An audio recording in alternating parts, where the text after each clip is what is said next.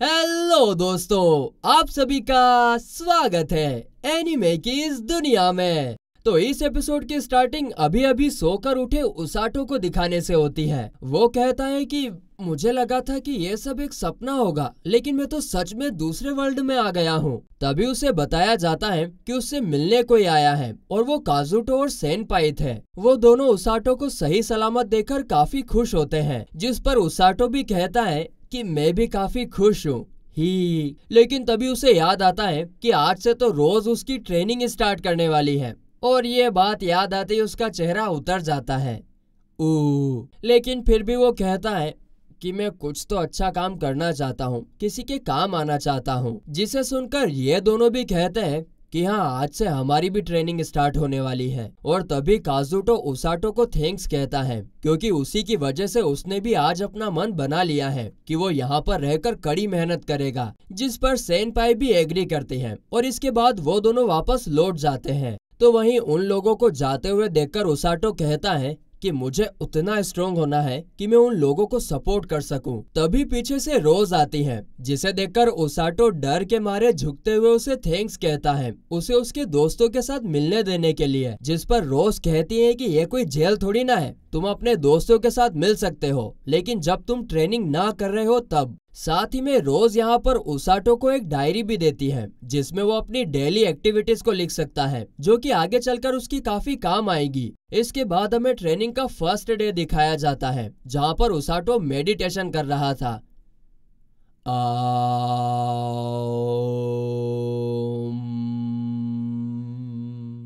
जिस पर पास ही में खड़ी रोज कहती है कि ऐसे मेडिटेशन करके तुम अपने अंदर के मानव को फील कर सकते हो, जिसके बाद हम उसे बाहर निकालने के लिए ट्रेनिंग भी करेंगे। इसके कुछ टाइम बाद रोज उसे एक बुक पढ़ने के लिए देती है, जिसे देखकर उसाटो कहता है कि मुझे यहाँ की लैंग्वेज नहीं आती है। तो रोज कहती है कि एक बार बुक खोलकर तो देखो। और जब वो बुक को खोलता है तो वो उसके अंदर की लिखावट को साफ साफ समझ पा रहा था। जिस पर रोज कहती है कि यहाँ पर समन किए गए हर एक व्यक्ति के अंदर गूगल ट्रांसलेशन पहले से इंस्टॉल आता है। अरे तेरी की तो गूगल ट्रांसलेशन बहुत एडवांस हो गया यार ये तो। आगे वो बताती है कि ये यहाँ पर है अपना किंगडम, और उसके ठीक सामने है डीमन टेरिटरी, जिसकी वजह से डीमन अक्सर हमारे किंगडम पर अटैक करते रहते हैं। और इस बुक के अंदर डीमन टेरिटरी में रहने वाले सारे डीमंस के बारे में लिखा हुआ है, जिसे जानना उसाटो के लिए काफी ज्यादा जरूरी है, और इसीलिए वो उसे पढ़ने में लग जाता है। इसके बाद ट्रेनिंग के दूसरे दिन रोज उसे पूरा दिन रनिंग करने के लिए कहती है, जिसके कारण वो अपने अंदर का माना और भी ज्यादा फील कर पा रहा था। फिर तीसरे दिन भागते भागते उसाटो नीचे गिर जाता है, क्योंकि उसके पैर में चोट आ गई थी। जिसे देखकर रोज उसके पैर पर एक जोरदार चांटा लगाती है। चांटा वो तो गाल पे लगाया जाता ना, जोरदार पैर पर मुक्का मारती हैं, जिसके कारण दर्द के मारे उसाटो जमीन पर ही रेंगने लगता है। लेकिन तुरंत बाद उसे फील होता है कि उसके पैर का पूरा दर्द गायब हो चुका है। जिस पर रोज कहती है कि मैंने तुम्हारे दर्द को हील कर दिया है, चलो जाओ और अब ऐसे भागो कि आज तुम्हारा आखिरी दिन हो, और अगर आज तुम मर भी गए ना तो मैं तुम्हें वापस जिंदा कर दूंगी, बस तुम भागो खतरनाक तरीके से। और फिर चौथे दिन उसाटो बाकी के लोगों के साथ भागने लगता है, लेकिन उनकी स्पीड काफी ज्यादा होती है। वो लोग एक एक करके इसे पीछे छोड़ते जाते हैं। जिसके बाद पांचवें दिन भी उसाटो पूरा दिन भागते हुए गुजार देता है। और फिर छठे दिन में भी भारी बारिश में जब उसाटो भाग रहा होता है, तभी अचानक से उसका पैर फिसल जाता है और वो नीचे गिर जाता है, जिसके कारण वो मन में गुस्से से रोज को भला बुरा कहने लगता है, साली क्रूर औरत कहीं की गधेड़ी, क्योंकि वो मुंह पर तो कुछ कह नहीं सकता था। मगर तभी उसके हाथ में से हीलिंग मैजिक की ग्रीन लाइट बाहर निकलने लगती है, जिसके कारण तो वो काफी खुश हो जाता है। इसके बाद सातवें दिन हम देखते हैं कि रोज उसाटो को काफी जोरदार लात मारती है, क्योंकि वो एक बार फिर भागते भागते नीचे गिर गया था। आगे रोज कहती है कि मैं तुम्हारी ट्रेनिंग की डिफिकल्टी लेवल्स बढ़ा रही हूँ, और इतना कहती वो उसाटो को उठाकर आसमान की तरफ जोर से फेंक देती है। इसके बाद 8वें और 9वें दिन रोज एक बार फिर उसे लात मारकर नीचे गिरा देती है, जिसके कारण उसके बम में काफी ज्यादा दर्द होने लगता है। हाय राम, ये औरत कितनी क्रूर है। लेकिन अगले ही पल उसकी हीलिंग मैजिक एक्टिवेट होती है और उसकी पूरी बॉडी का दर्द चुटकी बजाते ही गायब हो जाता है। और ये देखकर उसे समझ आता है कि उसे हीलिंग मैजिक की कितनी ज्यादा जरूरत है, और इसीलिए वो तुरंत भागना शुरू कर देता है। आगे 10वें दिन उसाटो हमें बताता है कि अब वो अपनी इच्छा अनुसार हीलिंग मैजिक का यूज कर सकता है, लेकिन वो पूरा दिन खाली भागता ही रहता है और ऐसे में वो कैसे काजुटो और सेनपाई की मदद कर पाएगा। इसके बाद 11वें दिन हम उसाटो को पुशअप्स लगाते हुए देखते हैं और इस दौरान थकने पर वो अपनी हीलिंग मैजिक का यूज करता है, जिसे देखकर रोज उसे बताती है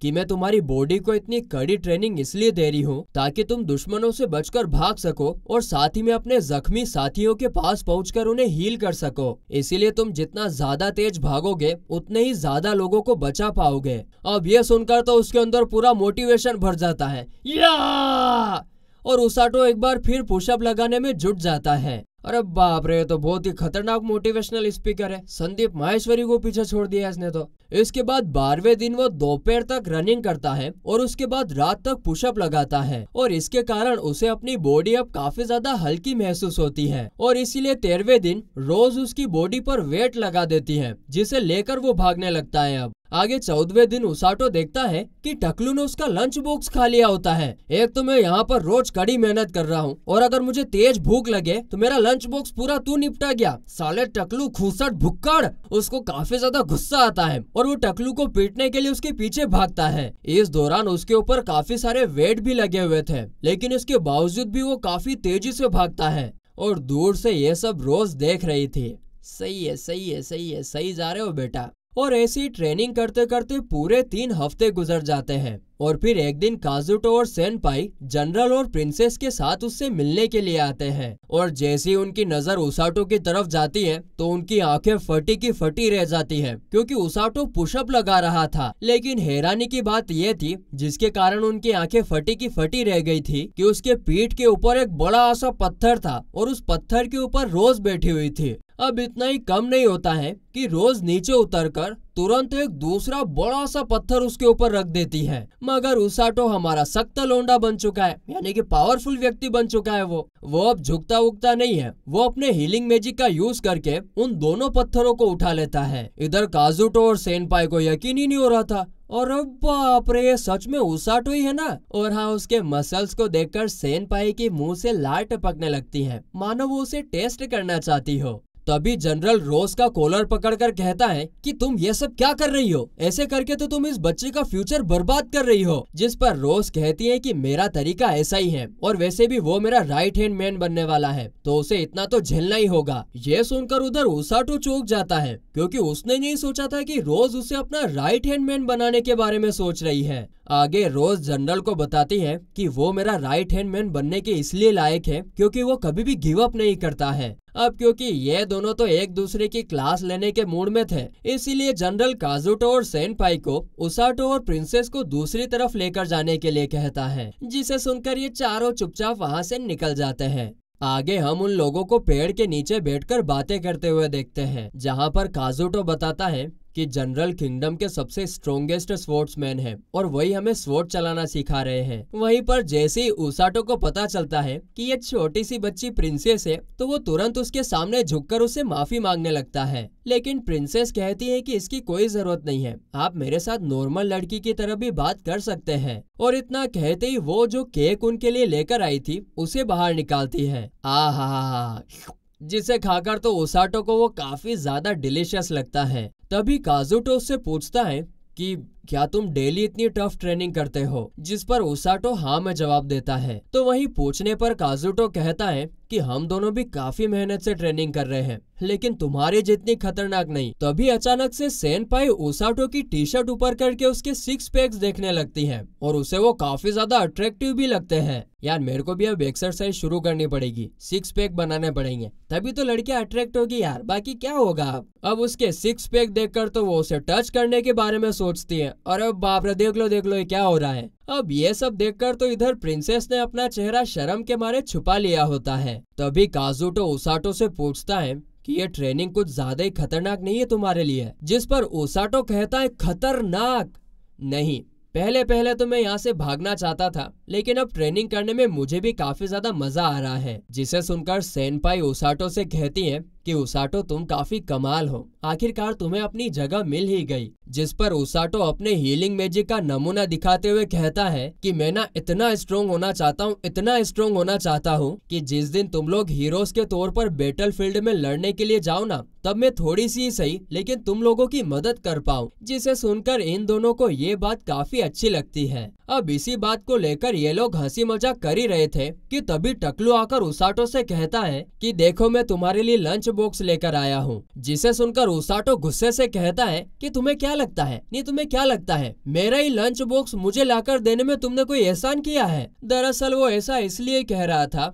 क्योंकि पिछली बार की बात वो भूला नहीं था जब टकलू ने उसका लंच बॉक्स खा लिया था। जिस पर टकलू कहता है कि पिछली बात को भूल जाओ, आखिरकार हो तो तुम एक बच्चे ही। जिसे सुनकर उसाटो भागते हुए जाकर उससे लड़ने लगता है। जिसे देखकर इस तरफ काजुटो कहता है कि लगता है कि यह सब उसाटो के डेली लाइफ का एक हिस्सा है और इसीलिए अब वो भी सेनपाई के साथ मिलकर और भी ज्यादा ट्रेनिंग करने का डिसाइड करता है। इसके बाद ये सीन यहीं पर कट होता है और हम रात में उसाटो को आउटडोर में हॉट बात लेते हुए देखते हैं।